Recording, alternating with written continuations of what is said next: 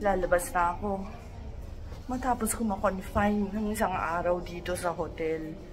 Thank God, okay na ako. Kaso kawawa naman yung ate ko. Siya naman ngayon ang na-quarantine sa taas. Nagpapalakas. Heto, palabas na kami. Ngayon, maitutour ko na kayo sa lobby. Ayan po ang itsura ng aming hotel. Maganda naman po siya. 4-star po yung hotel. At class na class po. Nasa gitna po siya ng Sapporo. At ayan po guys, medyo maaraw po ngayon. Thank you Lord. At nakalabas na po ako ngayon. At yan mga batang-bata po ang kasama ko, anak ko at pamangkin ko. Ayan, may nagbebenta po dyan ng agahan. Truck po yan. Parang sa Makati. Magbabas kami. Pupunta kami sa Beer Museum. Beer Museum kami. At ayan guys, nagpa-picture kagad kami pagdating namin doon. Shout out po kay Ate Vivian, naiwan po siya sa hotel kasi inuubo na po siya. At ito guys, ang labas ng Beer Museum. Mayelo pa po dito at medyo marami-rami naman pong mga tao. Pasensya na't maingay, may naglilinis po ng yelo. Yes, nandito na ang lola nyo. Siyempre, bago kami pumasok, nag-selfie ulit kami. Siyempre, mawawala ba naman ng selfie ko sa labas ng museum? Wow! At eto guys, pagdating namin, nasarhan na kami. Close na raw po at fully booked na yung magtutour sa loob ng factory.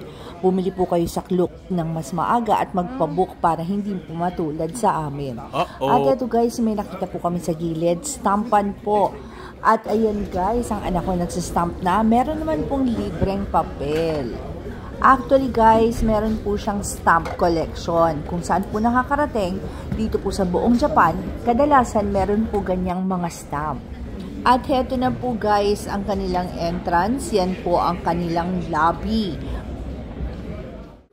Sa free kami kasi full na yung tour.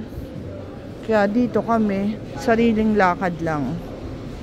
Pwede naman po tayong mag-tour sa taas at makikita natin ang history ng kanilang Beer Museum.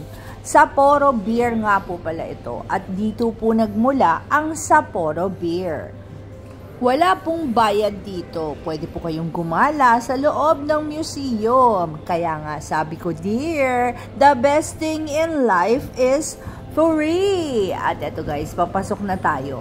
Nakasulat naman po kasi dyan kung saan po sila nagmula, anong taon nag-umpisa ang kanilang beer, at kung paano po kinabit ang kanilang bricks. May natutunan po ang lola nyo dito. At bago po tayo magkalimutan, wag po natin kalimutan mag-click ng like and subscribe button para updated kayo sa mga lafang at lakad ng lola nyo. Let's go!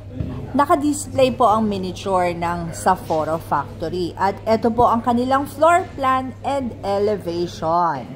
At ito guys, nakasulat po 1880 pa po at kung paano po nag-evolve ang kanilang bote.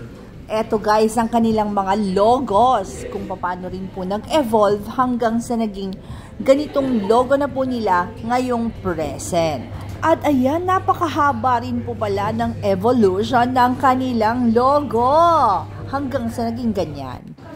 At para po sa mga mahilig sa museum, ayan, yan po ang makikita sa loob. Magtutour ho yata sa loob. Hindi po kami nakapunta dahil na late kami at wag pong tularan. Nakakaaliw din po dito dahil para kang bumabalik sa nakaraan. At heto naman po ang evolution ng kanilang mga poster ads. Nag-umpisa po sila sa mga posters na conservative hanggang sa naging sexy pero puro drawing lang at hindi pa po totoong babae. Hanggang sa nagkaganyan. Surprise! At dito naman po guys, at tasting ng beer. Hindi po free kaya hindi na po kami tumikim. Actually guys, hindi po kami mga manginginom. Pipila po kayo dito at bibili po ata kayo ng coupon doon sa nakikita ko.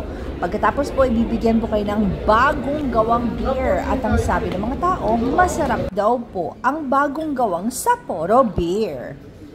At dito naman po sa banda rito, may mga binibenta pong mga souvenirs. Diyan po pwedeng bumili ng mga tsokolate, kung ano-ano, keychain, t-shirt, kakanin, lahat po meron. At ayan, kita nyo naman yung mga items dito.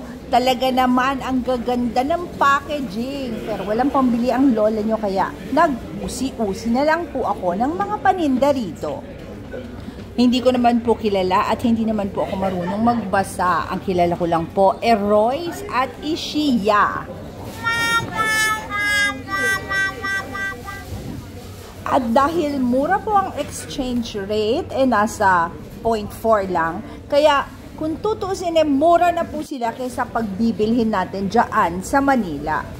Heto po yung mga keychains at saka mga pandikit sa refrigerator. Wala naman po akong pambili. At heto po nakalagay po yung mga tungkol dito sa Sapporo. Summarize lang po to at saka kung ano po ang itsura dito kapag wala pong snow. Abay, napakaganda pala! Grabe, ang ganda dito. Parang Pasko pa din.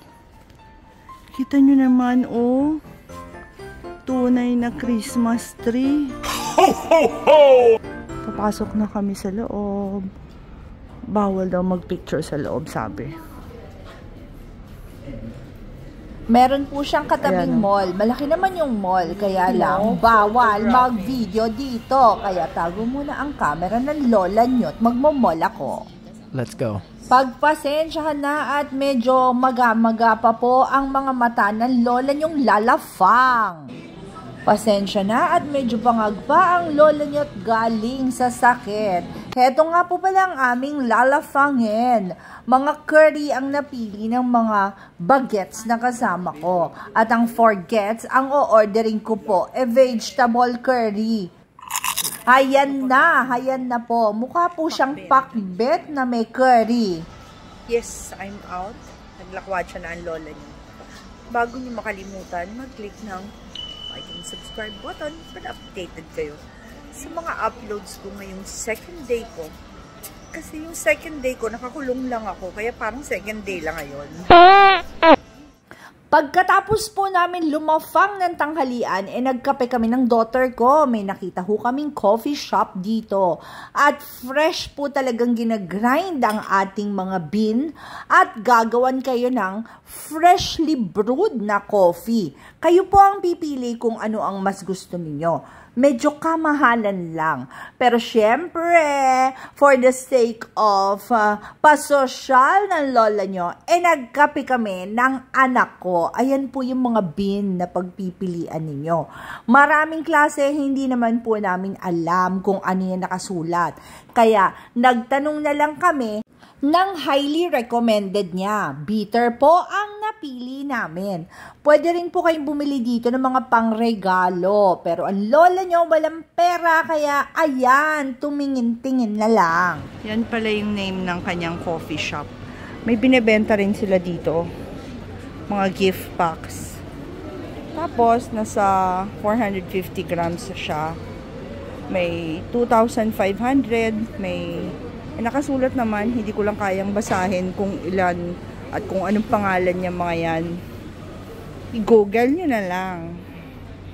At ayan, pinakukuluan na ang aming kape. Talaga naman, umaalingaw-ngaw ang amoy. Talagang matatakam ka. At may pailaw pa, pa-effect. At ayan po guys, padating na po ang bus pabalik po sa aming hotel. Hindi na po ako magpapagabi at baka mabinat ang lola nyo. Paalam muna sa'yo sa Sapporo Beer Museum. At heto guys, paalis na kami. Kita nyo naman, mukha pa rin Pasko ang lugar. Talagang mas snow pa rin kahit na mid-March na. At heto guys, kinunan ko po yung biyahe namin pauwi para makita ninyo kung ano po ang itsura dito po sa Sapporo. Para ma-enjoy nyo naman. Lalagyan ko na lang po ng sounds para mag-enjoy kayo habang pinanonood.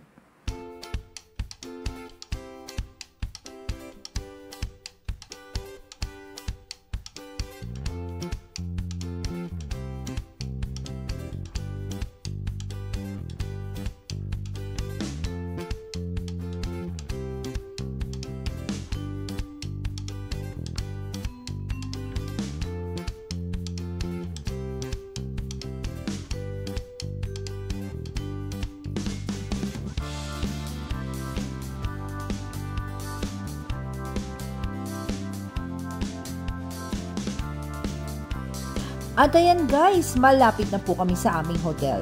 Thank you guys for joining us at abangan pa po ang paggala ko dito po sa Sapporo. Bye!